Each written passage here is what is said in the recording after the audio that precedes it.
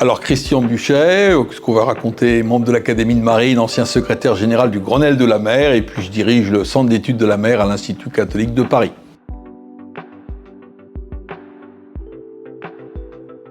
Alors moi j'ai le mal de mer, donc je le fréquente beaucoup plus à travers les ouvrages d'économie et puis la recherche, parce que je suis historien et économiste. Mon plus beau souvenir de mer, c'est celui de demain, parce que plus je travaille sur la mer, plus je découvre qu'on connaît rien. Vous savez, il y a 15-20 ans, on croyait connaître 15 à 20% de la faune et de la flore sous-marine. Aujourd'hui, avec le développement de la métaginomique, vous savez, qui consiste à faire le séquençage de gènes isolés, on connaît à tout casser 1-3% de la microbiologie. Et puis, moi, quand j'étais jeune, pour moi, la mer, c'était le domaine de l'infiniment grand, les cachalots, les baleines, etc.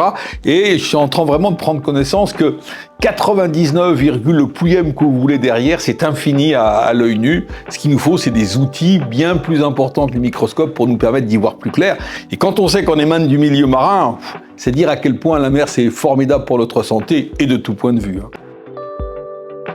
En une phrase, pourquoi l'océan est-il essentiel à notre existence? D'abord parce qu'il produit une partie de notre oxygène, parce qu'il s'empare une partie de nos gaz à effet de serre, et c'est un formidable indicateur de ce qu'il ne faut pas faire.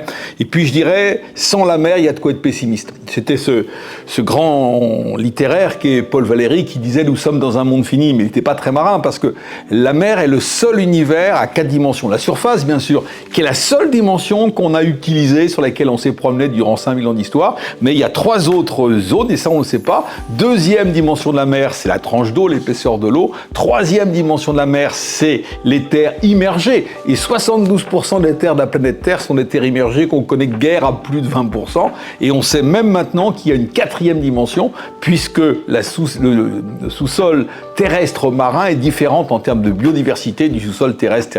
Sans la mer, on ne passe pas. Le Grenelle de la mer l'a bien dit, la mer contient la quasi-totalité des solutions pour un avenir mieux que durable, désirable.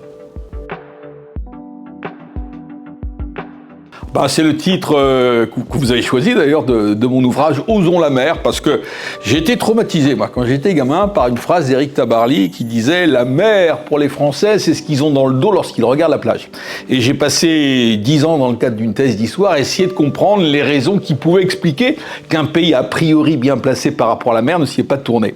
Et donc ce que je vais développer, c'est finalement la mer, c'était les conclusions du programme de recherche Océanide, contient toutes les solutions pour un avenir, et la mer est la clé de l'histoire.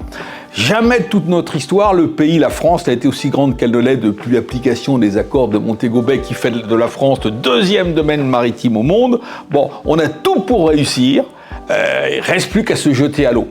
Et vous savez, il y a un pays qui était encore plus coincé que nous, ça s'appelle la Chine. Les Chinois ont été jusqu'à interdire la navigation hauturière en 1434. C'est aujourd'hui le pays qui investit le plus dans la mer. On considère qu'il y a 8 ou 9% de son PIB qui concerne les activités maritimes. C'est ce qui change toute l'histoire du monde. Donc vous voyez, nous Français, alors que nous avons le 2e ex-aequo, voire même en termes de ventilation, nous avons le domaine maritime le mieux ventilé, il faut se jeter à l'eau. Et j'ai fait une découverte récemment en retournant en Chine. Créer une entreprise, se dit en chinois, se jeter à la mer. Donc vous voyez, quelque part, je crois qu'il faut aussi maritimiser les esprits.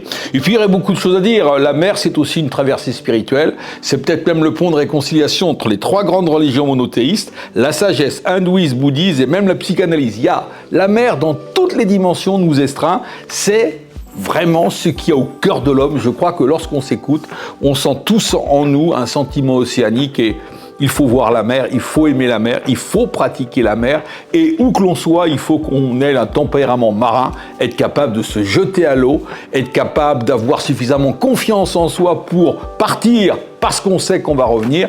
Faisons-nous plaisir, vive la vie, pleine mer.